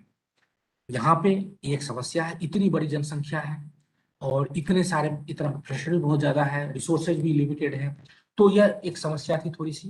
तो उसको इतना नहीं किया जा रहा था, 3 3 बार नहीं डाल सकते थे क्योंकि वो पॉसिबल नहीं था। ये हाँ ये पॉसिबल नहीं था क्योंकि इतना इतना लोड था, सैंपल का इतना लोड था, रिसोर्सेज उस हिसाब से थे, लिमिट सीमित था, तो ये संभव नहीं था। लेकिन उसमें एक चीज किया जा सकता था या किया जा सकता है कि यदि 35 कट ऑफ है पॉजिटिव का, तो मेरा मानना है कि यदि एक बार हम करते हैं और एक बार में 35, 32 आया, 33 आया, 34 आया और एक बार में कुछ सैंपल्स में 37 आया, 38 आया, तो ऐसे जो सैंपल है कम से कम +3 प्लस वाले उनको दोबारा भी रन करने की जरूरत होती है, करनी चाहिए। ये मेरा सुझाव है और था भी, क्योंकि इससे क्या होता है कि जो बॉर्डरलैंड के लोग हैं, जैसे कि किसी का 36 था और हमने बता दिया तुम निगेटिव हो चले जाओ, अब वो सब कुछ सब जगह विचरण कर रहा है, पता चला 3 दिन के बाद वो पॉजिटिव हो गया, तब तो उसने तो गलतियों में बहुत सारे लोगों को इन्फेक्ट कर दिया। इसी तरीके से हमने किसी को बोल दिया 34 पे कि तुम पॉजिटिव हो, तो ट्रॉमा भी है बेसिकली, लेकिन पता चला 2 दिन 3 दिन बाद दूसरी जगह गया टेस्ट कराने तुम नेगेटिव हो। हाँ तो मैं ये बोलना चाहता हूँ कि ये छोटी सी चीजें हैं, इस पर थोड़ा सा ध्यान देने की जरूरत है। इससे जो है आउटपुट और जो समाज के अंदर जो ये जो फॉल्स पॉजिटिव फॉल्स नेगेटिव का जो एक काफी केस था वो थोड़ा सा विराम लग सकता था उस पर। या यही थी मेरी बात। ओके, ये है तो इसी तरह की बातें थी। तो ये जो जांच उपयुक्त होना चाहिए, क्यूआरटी पीसीआर के लक्ष्य क्या, चयन कैसे करना चाहिए, उसके बाद से सुरक्षा में जांच के नमूनों का सही रूप से संग्रहण एवं पूर्वावधान होना चाहिए, निजी सुरक्षा उपकरणों का सही तरीके से उपयोग होना चाहिए, क्योंकि आप वायरस पे कर रहे हैं, पता चला आप खुद ही संक्रमित हो गए, जो लोग काम कर रहे हैं वो नहीं होना चाहिए। प्लस BSL-2B या BSL-3 की उपयोगिता आपको पता होना चाहिए, उसी तरह से काम करने चाहिए। और जो आंकड़े हैं, जो जांच के जो परिणाम हैं, उनको समझने में अनुभव और विशेषज्ञ की उपयोगिता बहुत जरूरी है और थी और आई थिंक रहेगी। तो उससे आप समय समय पर विवेचना करने की बहुत आवश्यकता है, ऐसा हमें लगा था। अब हम थोड़ा सा जाएंगे कि हम लोगों ने क्या देखा, क्योंकि हमारी जो टीम है, रिसर्च टीम यहाँ, वो काफी मेहनत की इस दौरान, पहले भी की थी, इस दौरान और भी ज्यादा मेहनत की। अ, हम लोग पहले से ही कैंसर पे, जैसे गैस्ट्रिक कैंसर पे, मतलब पेट के कैंसर पे, मुंह के कैंसर पे और कुछ और बीमारियों पे है, और एक वायरस है उस पर कर रहे थे। आँख की जो बीमारियां हैं, मल्टीपल अल्जाइमर बोलते हैं, उस पर काम कर रहे थे, कर रहे हैं। प्लस हम लोग सेरेब्रल मलेरिया, दिमाग जो जो प्लाज्मोडियम फेल्सिपेरम मलेरिया, जो इससे दिमाग में भी होता है बुखार, उस पर भी काम करते हैं वायरस से, और प्लाज्मोडियम जो एक पैरासाइट है उससे। उसके बाद ये एक नया बीमारी मतलब शुरू हुआ और हमारे लैब बंद हो गए। तो हमें काफी बुरा लगा, हम सही कहें तो हमने कहा ठीक है, इसको भी थोड़ा देखते हैं क्यों कर रहा है ये ऐसा। तो उस हिसाब से शुरू में तो हमारे लैब बंद थे। तो हम लोगों ने जो जो डेटा था, जो सांख्यिकी डेटा था, स्टैटिकल डेटा था, देशों में, विदेशों में, राज्यों में, उसको थोड़ा समझने की कोशिश किया। उसके बाद हम लोग अपने बहुत सारे मित्रों से सहयोग लिया। हमने आईआईटी इंदौर में भी, देश में भी, विदेशों में भी कंप्यूटर, जिसको इनसिलिको बोलते हैं, उसके माध्यम से कुछ समझने की कोशिश की। और हम लोग पहले से ही स्नायु तंत्र पे, मतलब नर्वस सिस्टम पे और पेट की चीजों पे काम कर ही रहे थे। हमने उसको भी जो समझने की कोशिश की और हमें थोड़ी सहायता मिली इसमें। तो हम बताना चाहेंगे अभी थोड़ा ब्रीफली। अभी तो हमारे पास 10 मिनट है, तो मैं उसमें थोड़ा सा ब्रीफली जाऊंगा। अ, तो जैसे कि आप देख सकते हैं कि कोविड-19 से सभी तरह के संभावना है। कुछ लोगों के फेफड़े में दिक्कत है, कुछ लोगों के हृदय रक्तवाहिनी में दिक्कत है, मस्तिष्क में, नेत्र में, नासिका में, यकृत में, गुर्दा में, आंख में। शायद ही कोई ऐसा अंग हो जो यहाँ, मतलब यहाँ पर तो नहीं है बहुत सारे अंग, जो कि इससे बचा है। और सभी तरह के लोगों को अभी तक कॉन्सिक्वेंसेस बहुत ज्यादा आ रहे हैं। तो ऐसे हमें थोड़ा समझना चाहिए और हम सबको समझना चाहिए। लेकिन सबसे मुख्य है, आप एक नियमित अच्छा सा एक बढ़िया सा खाना, बैलेंस डाइट जिसको बोलते हैं, थोड़ा सा व्यायाम, और खुश रहें और अच्छा काम करें, तो बहुत सारी चीजें अपने आप कंट्रोल हो जाएंगी। तो ये एक डेटा है जिसको मैं जस्ट बताना चाहता हूँ कि हम लोगों ने शुरुआत दो कंट्रीज के डेटा थे उस समय अवेलेबल, जर्मनी से, इंडिया से, और इटली से, नीदरलैंड से, नॉर्वे से, साउथ कोरिया से, स्पेन से। हमने उनके हेल्थ मिनिस्ट्री के वेबसाइट और जगहों से देखा कि क्या ये एज डिपेंडेंट है। क्योंकि लोग पहले बोलते थे, जब पहला वेव आया था, वो बूढ़े लोगों में ज्यादा होता है, ये तो केवल मेल में होता है। हमने वो सब कोशिश की, हमें ऐसा कोई बहुत ज्यादा बड़ा पैटर्न नहीं मिला। ये देश तो देश अलग था। उसका रीजन था जो लोग ज्यादा एक्सपोज हो रहे थे, जिनकी इम्यूनिटी का जैसा था, तो ये समाज पे डिपेंड था, देश पे डिपेंड था। हम ऐसा बोले कि नहीं ये तो केवल छोटे लोगों में होता है, ऐसा मतलब बड़े लोगों में ही होता है, ऐसा नहीं। ये जो जवान थे, नवयुवक थे, उनमें भी हुआ। सेकेंड वेव में तो थोड़ा ज्यादा ही था। और ये ऐसा कि केवल मेल में है या केवल फीमेल में, ऐसा भी नहीं, ऐसा पैटर्न नहीं था। अलग अलग देशों में इसके प्रभाव अलग अलग देखे गए, ऐसा हमने देखा। दूसरा, अब यहाँ मैं बताना चाहूंगा कि हमने फिर उसके बाद उसको देखा कि जैसे कि 100 लोग जा रहे हैं हॉस्पिटल में संक्रमण की वजह से, उसमें से जैसे इस टेबल में आप देख सकते हैं कि 30% लोग जो थे सो सीवीडी से, हर डिजीज के एक पार्ट है सीवीडी, उसमें ग्रसित थे। हम देखें 100 लोगों में तो उसमें 77 लोग केवल सीवीडी वाले थे। तो इसीलिए लोग बोला गया कि कोमोबिलिटी, जैसे किसी को या किसी को उच्च रक्तचाप है, किसी को मधुमेह है, या किसी को फेफड़े की बीमारी है, तो आप देख सकते हैं 21 लोग यदि भर्ती हो रहे हैं टोटल 100 में से, तो मरने वालों में 100 में से 77 थे, यही इटली में। तो इस तरह से अलग अलग कंट्रीज में हमने देखा, क्योंकि इनके डाटा अवेलेबल थे केवल लास्ट ईयर में। और इस तरह से हाइपरटेंशन या उच्च रक्तचाप में भी आप देख सकते हैं, मधुमेह में भी आप देख सकते हैं। तो बेसिकली जिनके पास इस तरह के जो कोमोबिलिटी आप बोल सकते हैं, संलग्न दूसरे बीमारियां, उनमें कैजुअलिटी ज्यादा थी थोड़ी सी। उसके बहुत सारे कारण हो सकते हैं, कुछ कारणों पर हमने चर्चा किया था, जिसको हम यहाँ बता सकते हैं। इस तरह से हमने फिर किडनी, गुर्दा की बीमारी, लिवर की बीमारी, उसके बाद से एक इम्यून डेफिशिएंसी, यदि किसी का अपना इम्यून सिस्टम कमजोर है उनका, और न्यूरोलॉजिकल डिसऑर्डर्स भी हमने देखे, और उससे भी हमने लगा कि हाँ, जो लोग पहले से किसी तरह के बीमारियों से उनमें संभावना उनके मतलब मृत होने की थोड़ी सी ज्यादा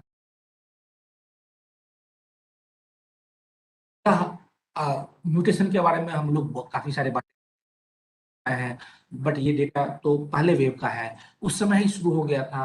पहला जुलाई 2020 में आप सुने होंगे जो लोग फॉलो कर रहे थे, D614G बेसिकली जो ये अमीनो एसिड है, या इसमें डी से अमीनो एसिड से ये जी पे चेंज हो गया, और देखा गया कि जैसे कि आप देख सकते हैं यहाँ पर इस फरवरी में ज्यादातर लोग नेटिव थे, जहां पर कि 614 एमिनो डी में था, लेकिन ये अप्रैल से होते होते, मई से होते होते, जुलाई से होते होते पूरा वर्ल्ड में जो रिपोर्टिंग हो रही थी वो डी से जी में हो रहा था। ये तो केवल एक उदाहरण है।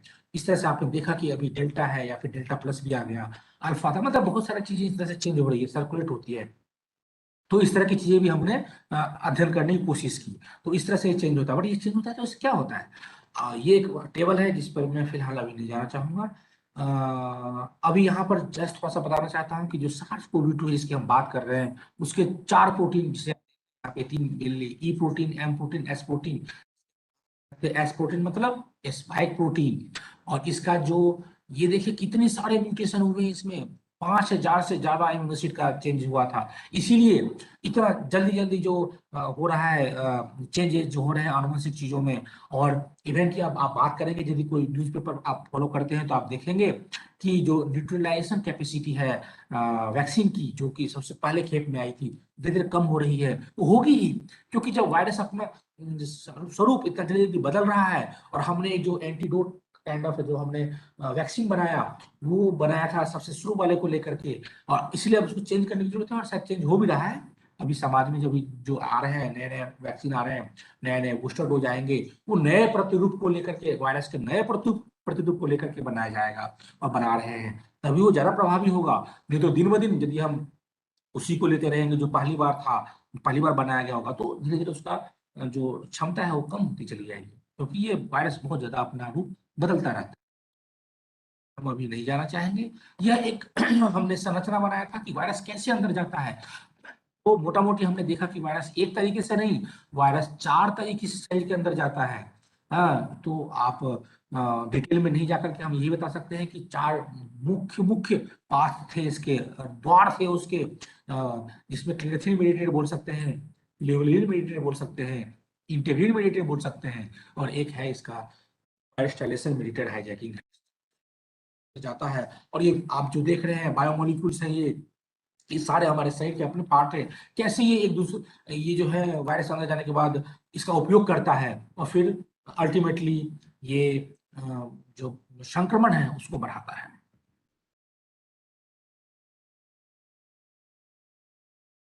उसकी खोज प्रक्रिया लंबी है, काफी साल लगता है। इसीलिए जो पुराने दवाइयां हैं उसी में कुछ बदल के, या उसमें कुछ चेंज करके यदि हम उसको यूज करें, जैसे हुआ है, आप देख सकते हैं बहुत सारी जो पुरानी दवाइयां थी, चाहे वो मलेरिया की हो, चाहे वो एपिलेप्टिक साइटिस की थी, या एमएस की थी, या एचआईवी की थी, या बहुत सारी अलग दवाएं, उनको यूज किया गया समय समय पे, और बहुत सारे लोगों की जान भी बची इस वजह से।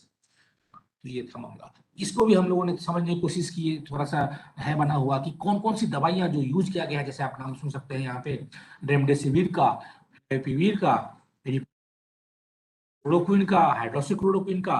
तो बेसिकली ये सब जो या प्लाज्मा थेरेपी का, तो ये वायरस ये हुआ, ये शरीर के अंदर आया, बट ये सब दवाइयां कौन कौन सी स्टेज के लिए है? ऐसा नहीं है कि कोई पर्सन को यदि प्रिकॉशन के तौर पे वायरस कोई दवाई खाना है तो उसको रेमडेसिविर खाना है, नहीं। यह दवाई तो उसकी जो जब रेप्लिकेशन होता है, जब बढ़ता रहता है, तो उसको रोकने के लिए है।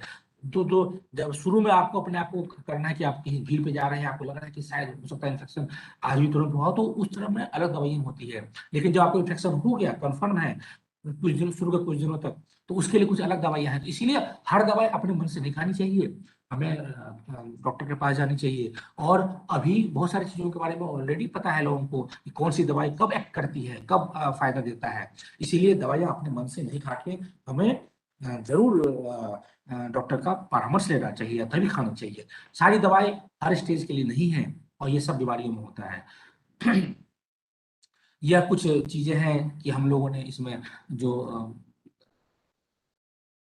पौधे हैं उसको हम लोगों ने देखा, इन सिलिको मतलब के द्वारा कौन कौन सी दवाइयाँ यूज किया जा सकता है और इससे कौन कौन से मॉलिक्यूल पे ये इफेक्ट हो सकता है। जस्ट एक एग्जाम्पल है, बट मैं इसे आपको प्रेरित करना चाहता हूँ। हमारे जो जो नए नवयुवक हैं, ये आप भी कर सकते हैं। कल के डेट में आप भी जब साइंस लेंगे और आप भी जब करेंगे, तो यदि खास यदि कुछ ऐसी महामारी आएगी, आप भी अपने लेवल पे इस तरह की बातें और काम कर सकते हैं। और ये संभव है, यह हमारे देश में, हमारे अपने लेबोरेटरीज में, हमारे अपने प्रयोगशालाओं में और हमारे अपने कंपनियों में भी ये पॉसिबल है। और इस तरह से नई नई दवाइयाँ, नई नई बहुत सारी बीमारियों की जो पहले से है, जो नई है और जो आएगी, आप इस तरह का खोज कर सकते हैं। हम बहुत सारे लैब्स हैं इंडिया में और इंडिया के बाहर, और सब एक दूसरे से मिल करके इस तरह की चीजों पर काम कर रहे हैं। तो आप सब में ये कैपेसिटी है और आप सब लोग ऐसा करने में सक्षम हो सकते हैं।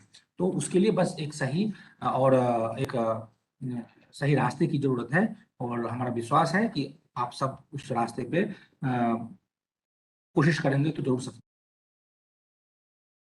करना चाहूंगा। तो ये हमारा जस्ट एक है कि कोविड-19 कैसे जठरांत, उसको पेट बोल सकते हैं, कैसे उसने थोड़ा सा कॉम्प्लिकेटेड पिक्चर है, बट मैं ये बताना चाहूंगा कि सब ऐसा कुछ समझना पॉसिबल है कि यदि किसी का, क्योंकि हम सब में अलग अलग तरीका है, पेट का स्थिति सभी अलग अलग है, किसी में कुछ मॉलिक्यूल ज्यादा है, किसी में कुछ मॉलिक्यूल कम है, तो कौन सी दवाई एक्ट करेगी, कौन सी दवाई किसके लिए चाहिए, वो सब भी विश्लेषण करके और डॉक्टर से बात करके उसको दूर किया जा सकता है। सभी के लिए एक जैसी दवाइयाँ नहीं है, यह बताना बहुत जरूरी है। तो भले ही एक इन्फेक्शन हो गया हो 5 आदमी को, तो सब में एक ही डोज हो, एक ही दवाइयाँ हो, ये कोई आवश्यकता नहीं है। आप अलग अलग दवाइयाँ शरीर के हिसाब से, उसके उसके जो है सिम्टम्स के हिसाब से जब आप चूज करेंगे, वो ज्यादा प्रभावी होगा और आप जल्दी ठीक हो सकते हैं। हम सब जल्दी ठीक हो सकते हैं। कुछ ऐसी है जो कि हम लोगों ने कोविड-19 के काम करना शुरू किया, और ये हमें बताना चाहूंगा कि न्यूरोलॉजिकल हम लोगों ने में पहुंच सकता है। तो ऐसे वायरस नहीं है, पहले भी ऐसे कुछ तरीके से बताया कि डायरेक्टली ब्रेन में जा सकता है। उसके बाद से ये नाक कान जो तंत्रिकाएं हैं, इससे भी ये इधर पहुंच सकता है। उसके बाद पेट में यदि ये इन्फेक्शन है, तो एक वेनस नर्व्स होती है, उसके थ्रू सिक्रेटोम या पैराकाइन इन्फेक्ट से भी ये सर के भाग में पहुंच सकता है। और उसके बाद उसके जो कंसिक्वेंसेज हैं, डिप्रेशन है या बहुत सारी ऐसी चीजें हैं, वो प्रभाव आ सकता है। इसीलिए हमें उस तरह की चीजों को सोचना चाहिए, और इस तरह पे बहुत सारी चीजें काम करने की जरूरत है। आप लोगों ने सुना होगा साइटोकाइन स्टॉर्म, हिंदी में भी इंग्लिश में भी आता था, तो उस वो भी हम लोगों ने समझने की कोशिश की, कैसे ये साइटोकाइन स्टॉर्म हो सकता है और ये कैसे प्रभाव डाल सकता है हमारे मस्तिष्क पे, इसके कैसे कैसे कंसिक्वेंसेज हो सकते हैं। तो कल के डेट में यदि हम कुछ नई औषधि इसके बारे में सोचें, तो हमें उन मॉलिक्यूल को टारगेट करना होगा, उन चीजों को टारगेट करना होगा जो कि वहां जाके एक्सप्रेस करते हैं, उनको सप्रेस करना होगा। तभी आप और हम सब ठीक हो सकते हैं। तो उस तरह की बातें भी हम लोगों ने देखने की। हमारा कोलैबोरेशन है अभी किम्स ओडिशा से, डॉक्टर निर्मल मोहकुंड जी हैं, उनकी पूरी टीम है। यहाँ पर हम लोग चैथराम हॉस्पिटल इंदौर से और ICMR इंडिया गवर्नमेंट कुछ चीजों को लेकर के अभी वहां से देखे थे, और देखा कि जब उनके मार्कर्स देखे, स्टडी अभी और चल भी रही है, तो हमने ये देखा कि जो लोग पहले से थे स्नायु तंत्र से इन्फेक्टेड, उनमें क्या पैटर्न था। तो दिखा कि हाँ, उसमें एक पर्टिकुलर पैटर्न था, जिनमें न्यूरोलॉजिकल प्रॉब्लम जिसको बोलते हैं पहले से थी, उनका पैटर्न नॉन न्यूरोलॉजिकल से थोड़ा सा हमने देखा। ये कुछ उसके मार्कर्स हैं, इसमें डिटेल में जाने की जरूरत नहीं है, बट यही बताना चाहते हैं कि जो बात कर रहे हैं कि पहले से बीमारियां हैं, उनके क्या इफेक्ट हैं, वो है, वो थोड़ा सा कोशिश कर। हमने ये भी देखा कि जो कैंसर पेशेंट हैं, तो इसमें 5 कैंसर पेशेंट मिले। एक पेट के ब्रेन वाले से थे, चौथे फेफड़े वाले से थे, और फेफड़े की पार्ट उससे थे। लोगों को कीमोथेरेपी चल रही थी, 3 लोगों की कीमोथेरेपी नहीं चल रही थी। उसमें कंपेरिजन किया, उनके मार्कर्स देखे, और पता चला कि उसमें भी थोड़ा सा डिफरेंस है। तो बेसिकली जिन लोगों की कीमोथेरेपी चल रही थी, उनमें जो SARS-CoV-2 का जो प्रोग्रेशन था, जो विषाणु का प्रोग्रेशन था, अलग अलग था। तो मैं ये बताना चाहता हूँ कि ये सब चीजें भी हमें ध्यान समझने की जरूरत है। और ऐसा होता है जब होता है, जो पहले से बीमारियां चल रही है, पहले से जो उपचार चल रहा है, उसको कैसे प्रभावित करेगा, यह समझना भी जरूरी है। और इस पे भी एक हमें मिला था ऐसा पर्सन जिनको कि मलेरिया था, और वो आए हॉस्पिटल, फिर उनका सार्स कोवी 2 का पता चला, उनको सार्स कोवी 2 भी हो गया। फिर उनके तो कुछ दवाइयां दी गई, लेकिन वो दवाइयां मलेरिया के लिए उपयुक्त नहीं थी शायद, फिर वो काम नहीं हो पाया सही से। तो बेसिकली आपको केवल एक बीमारी को नहीं, उस पर्सन को ठीक करना है, केवल किया जाता है। तो ये जस्ट एक जांच का विषय है, और ये समझने की बातें हैं ये, कि हमारे शरीर में यदि एक पैथोजन है, एक विषाणु कीटाणु है, और भी बहुत सारी चीजें हैं, तो हमें सबको देख करके ही डिसीजन लेना होगा। ऐसा नहीं कि अरे अरे SARS कोविड आया, चलो इसको मारो भगाओ, उसको तो भगा ही दोगे, लेकिन ये शरीर तो हमारा है, इसमें दूसरी चीजें भी हैं, तीसरी चीजें भी हैं। यदि वो नहीं गया तो पता चला कि उसके कॉन्सिक्वेंस ऐसे आए कि हमें ही परेशान कर गया। तो हमें इस तरह की भी बातें समझने और सोचने की जरूरत है। और ये बहुत बड़ा एक काइंड ऑफ कह सकते हैं पेंडोरा बॉक्स टाइप का खुल गया है। क्या क्या कौन कौन से ऑर्गेनल हैं, कौन कौन से अंग हैं जिसको इफेक्ट कर रहा है। पहले से ही हमारे देश में बहुत सारी इन्फेक्शन जनित रोगें होती रहती हैं, जैसे अभी डेंगू का काफी चलन चल रहा है, कुछ जीका का भी इफेक्ट आ रहा है। तो कंजक्शन का कैसे मलेरिया के बेल्ट में मलेरिया हो जाता है, तो ये देखने की जरूरत है, समझने की जरूरत है कि इस जो भी चीजें हैं अकेले हमारे बस का नहीं था। हमारे जो हैं, इन लोगों ने काफी दिन रात इस पे मेहनत किया है, और मैं मानता हूँ कि ये बहुत संभव ही नहीं था। सभी लोगों ने दिन में रात में, और इवन सब लोग घर पे भी थे शुरू कुछ महीने। आप विश्वास नहीं करेंगे, हम लोगों ने संडे भी नहीं मनाते थे, क्योंकि संडे था ही नहीं। सब कुछ तो संडे, रोज तो संडे ही था। तो दिन रात काम किया है इन लोगों ने, काफी काबिल तारीफ था। तो इसमें मैं बताना चाहूंगा कि यहाँ तो ये मैं हूँ हेमचंद्र झा, ये अनु है, ये धर्मेंद्र है, ये ओमकार है, ये दीक्षा है, ये श्वेता है, निधि है, ये चारू है, ये तरुण है, ये बरल है। ये सब हमारे PhD स्टूडेंट है, बट इनके साथ साथ बहुत सारे इंटर्न भी थे, जैसे साइंतनी थी, आयन थे, और भी बहुत सारे थे। मैं नाम नहीं ले सकता क्योंकि बहुतों हैं, 20 से भी ज्यादा है, और अभी भी चल ही रहा है। लेकिन उससे भी ज्यादा मुख्य ये है, हमारे जो सहयोगी हैं निर्मल मोहाकुंड जी, और उनके जो ग्रुप है, बहुत बड़ा ग्रुप है इनका, किम्स ओडिशा से अजय जैन जी हैं, जो पहले से भी हमें गेस्ट्रिक कैंसर में और गेस्ट्राइटिस में दे रहे हैं। उनकी मैडम सुचिता मैडम जी चौथाराम की रेडियोलॉजिस्ट है, इनका बहुत योगदान है। हमारे IIT इंदौर से doctor Parimalkar and doctor M Tanveer, Rajesh ji and doctor Kiran Bala, और भी मैं यहाँ नाम नहीं लिख पाया हूँ, लेकिन लोगों ने काफी मदद की है। DAVB इंदौर से मानवेंद्र जी एंड परमार जी, इन दोनों का काफी योगदान है, अशोक शर्मा जी का योगदान है। फिर हमारे कुछ और कोलैबोरेटर है, मैंने यहाँ पर काफी लिमिटेड रखा है, जिसका मैंने केवल यहाँ पर डाटा दिखाया है, बट ऐसे बहुत सारे डेटा हैं SARS-CoV-2 के और चीजों के जो हमने यहाँ पर नहीं दिखाए हैं। अनुपम नाथ झा जी हैं तेजपुर यूनिवर्सिटी से, पवन दोहरे जी हैं इलाहाबाद यूनिवर्सिटी से, विजय त्रिपाठी जी हैं इलाहाबाद से ही, और ये ब्रास मैडम है पुर्तगाल से, लास्टा जी हैं स्पेन से, और मारिया जी हैं इटली से, मित्तल जी हैं स्विट्जरलैंड से, और हमारे पोस्टडॉक बॉस हैं वाटसन पेंसिल्वेनिया से। इन सब का बहुत ही योगदान है, हर स्टेप पे इन लोगों ने काफी मदद किया है, तभी जाकर के हम लोग, और IIT इंदौर तो डेफिनेटली, और हमारे जितने भी मित्र हैं, और CSIR, SCRB, ICMR, DST, MHRD, ये सब का काफी सहयोग है। धन्यवाद।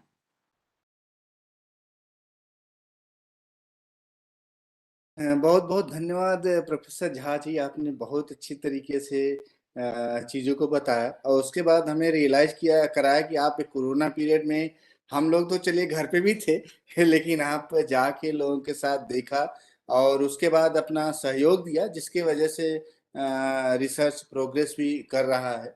और आपका सहयोग ही है कि रिसर्च बढ़ रहा है इंडिया में, बाहर में भी इंडिया का नाम भी हो रहा है। तो बहुत अच्छी अच्छी बातें भी बताया, जो कि हमें जस्ट सुना था कुछ चीजें, और उसे बहुत अच्छा लगा फिर से देख के और प्रैक्टिकली देख के कि रिसर्च में कैसे होता है। तो मैं पुनः धन्यवाद करता हूं, क्योंकि आपने हिंदी भी बताया, ये भी बहुत बड़ी बात है। तो डॉक्टर रावेन जी कुछ आप ऐड करिए, फिर उसके बाद मैं धन्यवाद देता हूं आगे। अच्छा, मैं राज्य शिक्षा की ओर से डॉक्टर हेमंत चंद साहब का आभार व्यक्त करता हूँ कि उन्होंने बहुत ही रोचक तरीके से समसामयिक जो विषय है वर्तमान में, इस पर परिचर्चा की और निश्चित ही इससे हमारे विद्यार्थी और शिक्षक लाभान्वित हुए होंगे। मैं आभार व्यक्त करता हूं अपने डाइट की फैकल्टी का कि जो नियमित रूप से हमारे इस कार्यक्रम के साथ जुड़ रहे हैं। APC academy, PRC, PAC, CAC, शिक्षक साथी एवं विद्यार्थी, बिना विद्यार्थियों के कोई भी कार्यक्रम सफल नहीं हो सकता, क्योंकि विद्यार्थियों की हमारी रुचि बनी रहती है और उत्सुकता रहती है कि इस कार्यक्रम से जुड़ें और ये कार्यक्रम बुधवार के दिन आएगा। निश्चित ही बहुत ही रोचक विषय रहा। मैं आईआईटी इंदौर की पूरी टीम का आभार व्यक्त करता हूं जो बहुत ही रोचक विषय हमारे लिए लेकर आए और इस अपने व्यस्ततम समय में से हमारे राज्य के लिए समय निकाल कर 1 घंटे तक उपस्थित रहे। मैं इसमें डॉक्टर नीरज शुक्ला जी का, अभय मृगेन दुबे जी का आभार व्यक्त करता हूं और साथ में फिर से आपका कि बहुत ही रोचक तरीके से आपने सरल शब्दों में कोविड के बारे में हमारे विद्यार्थियों को समझाया और निश्चित ही हमारे विद्यार्थी शिक्षक इससे लाभान्वित हुए होंगे। मैं आपका आभार व्यक्त करता हूँ। धन्यवाद। धन्यवाद डॉक्टर रावण जी। मैं धन्यवाद करता हूँ अपने टीम के मेंबर्स का, डॉक्टर मृगनयन जी, डॉक्टर आशीष जी, डॉक्टर कुशवाहा जी और भी जो लोग सपोर्ट कर रहे हैं जैसे नीरज सोनी, प्रवीण कौशल हमें काफ़ी सहयोग दे रहे हैं। और इसी मैं अंत में धन्यवाद करता हूं डॉक्टर रावण जी का जिनका हमें कंटिन्यूअस सपोर्ट मिल रहा है और सभी आईआईटी मेंबर्स का भी जो कंटिन्यूअस हमें सपोर्ट कर रहे हैं। और इसको मैं सभी से रिक्वेस्ट भी करूंगा कि आप इसको देखें और पुनः आप दूसरे के पास भी ये इंफॉर्मेशन भेजें, लेक्चर भेजें, जिससे दूसरे को भी थोड़ा सूचना मिले, जाने क्या होता है। जो आज का विषय था बहुत रोचक था और चीजें को जानना भी चाहिए। आपके भविष्य में भी योगदान मिलेगा कि आप रिसर्च करना चाह रहे हैं तो उसके लिए भी काफी योगदान मिलेगा कि करंट जो चल रहा है उसको कैसे आप और रिलेट कर सकते हैं। तो अंत में सभी को धन्यवाद। झा जी धन्यवाद। जय हिंद। जय हिंद। भारत माता की जय। जय। प्रवीण जी क्लोज दिस सेशन।